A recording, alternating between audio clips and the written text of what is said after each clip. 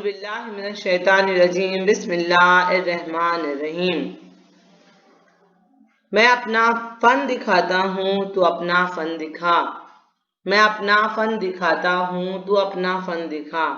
वतुइज़्ज़ु मन तशा वतुज़िल्लु मन तशा। अस्सलाम वालेकुम अजीज बच्चों, कैसे हैं आप सब? उम्मीद करती हूँ कि आप सब खैरियत से होंगे। अल्हम्दुलिल्लाह मैं भी अच्छी हूँ। चलिए आज हम आपकी किताब का आखिरी कथा जो गोपाल मित्तल का लिखा हुआ है वो पढ़ने वाले हैं।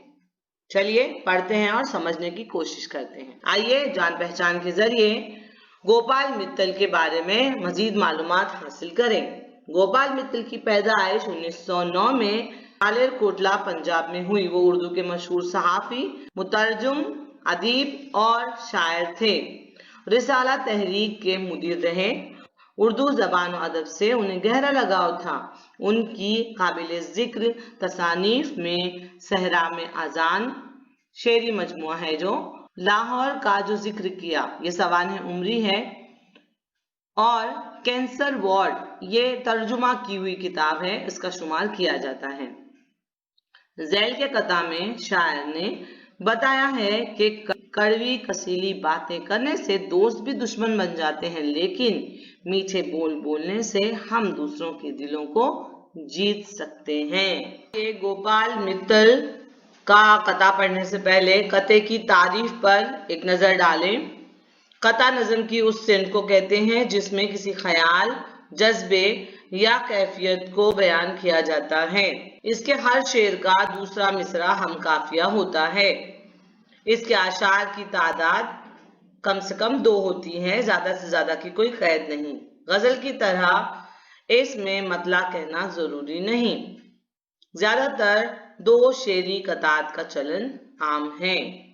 जैसे मिसाल के तौर पर परवीन शाकिर का कथा आपके सामने पेश कर रही हूँ। गुजर गए हैं बहुत दिन रफाकते शब में, एक उम्र हो गई चेहरा वो चाँद सा देखे, तेरे सिवा भी कई रंग खुश नजर थे मगर, तेरे सिवा भी कई रंग खुश नजर थे मगर, जो तुझको देख चुका हो वो और क्या देखे। बहुत अच्छी शायरा, बहुत अच्छा कथा।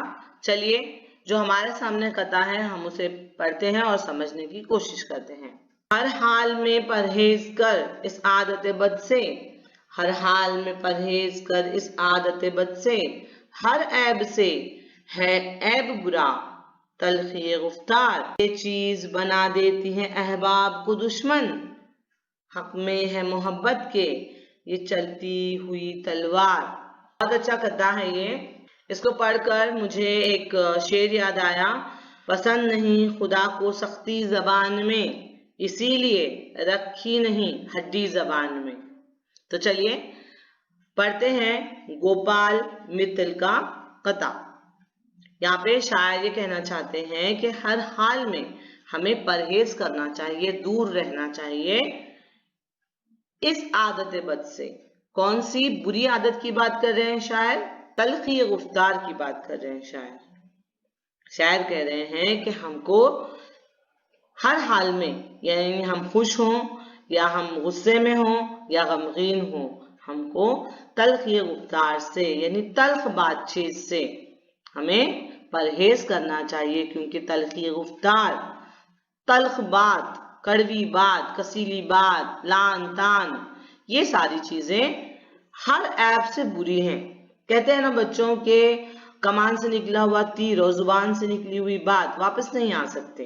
इसी अक़वाल ज़री की रोशनी में हम अगर इस कथा को समझें तो हमारे अच्छी तरीके से समझ में आ जाएगा। शायर कहते हैं कि हर ऐब से बुरा ऐब है ये कड़वी बात करना, तल्ख बात करना। ये चीज बना देती है अहबाब को दुश्मन। ऐसी कड़वी कसीली बातें, लान तान की बातें, बातों बातों में हंसी मजाक में ताना कस देना, ऐसी बातें दोस्त को दुश्मन बना देती है। ऐसी बातें यानी आपकी नागवार बात आपका दुश्मन, तो दुश्मन दोस्त भी बर्दाश्त नहीं कर सकता, वो भी आपसे दूर हो जाएगा आपकी बातों की वजह से, आपकी तल्ख बातों की वजह से। हक में है मोहब्बत के ये चलती हुई तलवार। आगे शायर फरमाते हैं मोहब्बत के हक में यानी मोहब्बत के लिए ये तल्खी गुफ्तार क्या है?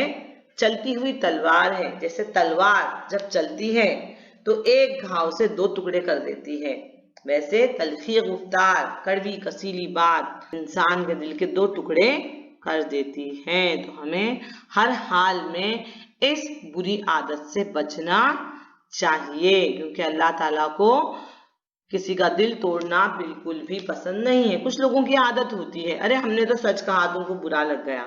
अगर आप वाकई दोस्त हैं और आपको सच कहने का बहुत शौक है और आप चाहते हैं कि आपके दोस्त की इस्लाह हो जाए, तो और भी बहुत सारे तरीके हैं। किसी की इस्लाह नहीं हो सकती कड़वी कसीली बातों की वजह से।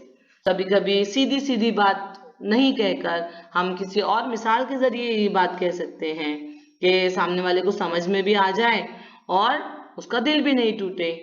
हमेशा जरूरी नहीं है कि किसी को बैठकर लेक्चर ही दिया जाए कि आपके हाथ से ये चीज गलत हो गई वगैरह वगैरह। मैं उम्मीद करती हूँ कि आपको ये कथा समझ में आया होगा और आपको तशरीह करने में कोई परेशानी नहीं होगी। आप लोगों ने मुझे मेरे काम को बहुत सराहा है, मेरे वीडियोस को आपने पसंद किया है, उसके लिए बहुत बहुत शुक्रिया। आगे भी अपनी इनायतें मुझ पर और मेरे चैनल पर इसी तरह बनाए रखिए। मेरे वीडियोस को देखते रहिए, शेयर कीजिए, एक दूसरे के साथ बांटिए और मेरे चैनल को सब्सक्राइब कीजिए। बहुत बहुत शुक्रिया।